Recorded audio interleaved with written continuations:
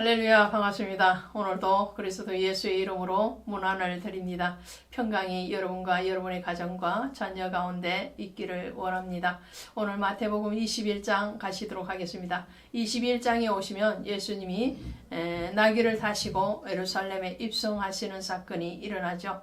이 입성을 중심으로 해서 예수님이 이제 십자가의 고난을 당하시기까지의 일주일의 사건이 펼쳐지게 되는 것을 보게 돼요. 자, 이런 말이 있습니다. 상대편의 신발에 내 발을 끼워넣고 걸어봐야 된다. 그런 말이 있습니다. 이게 무슨 말일까요? 공감이죠. 그 상대의 인생의 그 길을 알기 위해서는 그 사람의 입장에서 같이 걸어보듯이 생각을 전환을 해봐야 된다라는 말이 되지 않을까 싶습니다. 신발은 인생에 걸어가는 어떤 발자취이겠죠. 표면적으로 이해되어지는 부분도 있겠지만 그렇지 못할 때가 많기 때문에 우리의 삶을 그 사람에게 투영시켜 보는 그런 발상의 전환을 한번 가져와 봐야 되지 않을까 싶습니다. 이 말씀은 오늘 예수님과 우리 사이에도 적용이 되지 않을까 싶습니다. 예수께서 십자가를 지시기 위해서 예루살렘으로 입성하실 때 그분의 마음은 어떤 마음이었을까요? 우리 살펴보도록 하겠습니다. 예수님께서 이렇게 말씀을 하십니다. 21장 2절에 가면 이르시되 너희는 맞은편 마을로 가라. 그리하면 곧 매인 나귀와 나귀 새끼가 함께 있는 것을 보리니 풀어 내게로 끌고 오라. 만일 누가 무슨 말을 하거든 주가 쓰시겠다 하라. 그리하면 즉시 보내리라 하시니 라고 말씀을 합니다. 자, 예수님께서 예루살렘으로 입성을 하시는데 그러면서 제자들에게 맞은편 마을에 가서 나귀를 끌고 오너라. 그 나귀가 풀어서 끌고 오라 그러죠. 이 나귀는 뭔가요? 나귀. 이 나귀에 대해서는 우리가 출애굽기 13장 13절에 가시면 하나님 앞에 예물을 드릴 때에 그 규례에 대해서 말씀을 언급을 하면서 나귀에 대해서 이렇게 말씀을 해요. 제가 직접 찾아서 읽어드리도록 하겠습니다. 13장 13절에 가시면 나귀의 첫 새끼는 다 어린 양으로 대속할 것이요 그렇게 하지 아니하려면 그 목을 꺾을 것이며 내 아들 중 처음 난 모든 자는 대속할지니라. 자, 초태생에 대해서 하나님의 것이라고 구별하라고 말씀을 하시는 거죠. 이 초태생의 구별은 유월절 피 바른 집에서 그 안에 거하면서 어린 양의 고기를 먹은 자들이 다 구원을 받은 것에서 유래를 합니다. 그래서 출애굽 이후에 하나님은 너희 생명의 값에 대해서 말씀을 할 때에 나중에 속전세에 대해서도 말씀을 하지만 우선 첫것 초태생 왜냐하면 애굽의 왕의 첫 아들부터 맏아들부터 시작해서 모든 백성 그리고 짐승의 첫 새끼까지 하나님은 마지막 10번째 재앙 때 다 죽임을 당하게 했는데 그 반대편에 있던 이스라엘 백성들은 다 구원을 받았다라는 것이죠. 그래서 이 맏아들은 모든 가족 구성원의 아들을 대표합니다. 그래서 영적인 아들이 레위 지파가 되는 거죠. 그런 것 같이 이 초태생의 살아남 이스라엘 백성들의 구원에 대해서 모든 짐승의 첫 새끼도 하나님께 바칠 것인데 그때 나귀의 첫 새끼에 대해서는 무엇으로 대속을 하느냐 하면 바로 어린 양으로 대속을 합니다. 그래서 나귀의 첫 새끼는 하나님이 바치를 직접적으로 받으시는 것이 아니고 어린 양으로 대속을 한다는 말씀이죠. 그런데 예수님께서 오늘 예루살렘을 입성하실 때에 나귀 새끼를 타고 오신단 말이죠. 그러면 그것은 무슨 영적으로 어떻게 풀어가면 될까요? 그 나귀는 바로 오늘 우리죠. 이 나귀가 왜 우리인가 하니까요. 낙이 대신 어린 양이 죽임을 당하는 것을 예표하는 것이고요. 이 나귀는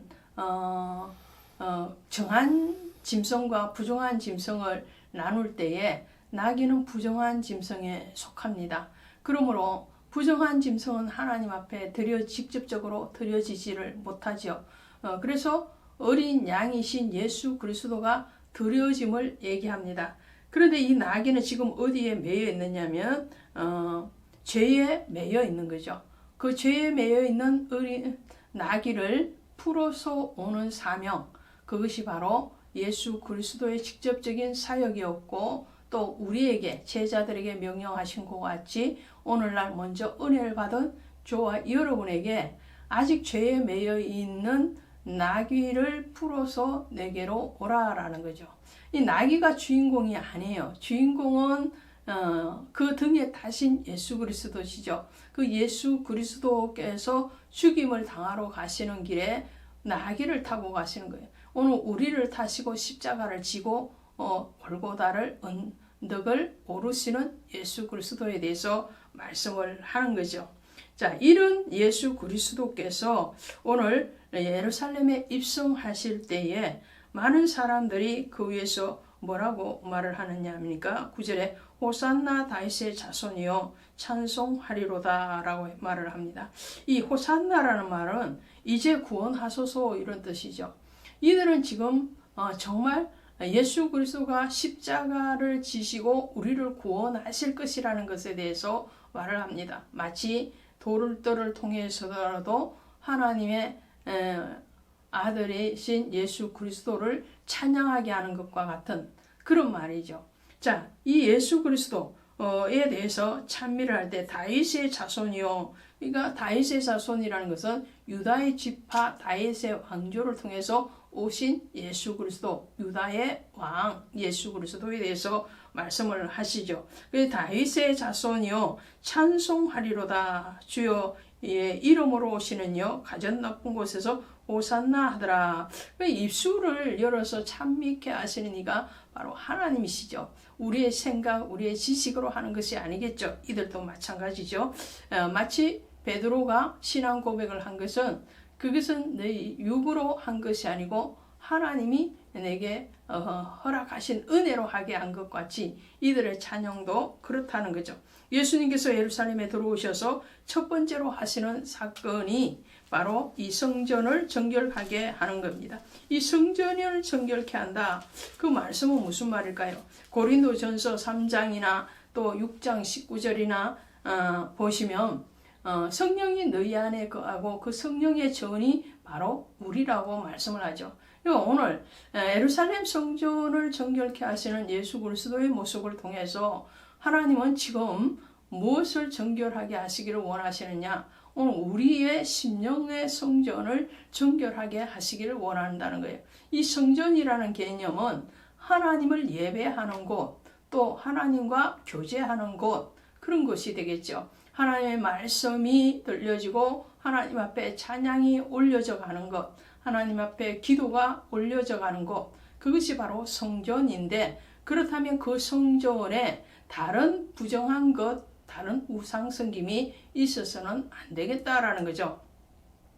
그래서 예수님은 이 성전을 정결하시면서 내 집은 기도하는 집이라 일컬음을 받으리라 하였거늘 너희는 도둑의 소굴을 만들고 있다라고 말씀을 하시는 거예요. 하나님과의 기도라는 것은 하나님과의 교제잖아요. 하나님과의 호흡이에요. 우리가 하나님의 뜻을 묵자와 가로대하는 것이고 하나님의 음성이 우리에게 들려지는 것, 그것이 바로 기도인데, 그 기도하는 곳, 하나님과 은밀한 교제가 일어나는 그런 거룩한 성전이 되어야 되는데 그렇지 못한 것에 대해서 주님이 지금 꾸짖고 계신다는 거예요.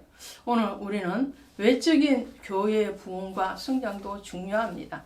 그러나 그 외적인 부흥과 성장이 바르게 가기 위해서는 오늘 우리 안에 성전이 거룩한 성전이 되어져야 되고 우리 안에 왕이신 그리스도 예수가 온전히 다스리는 그런 심령 성전이 먼저 세워져야 된다는 것을 알게 하십니다.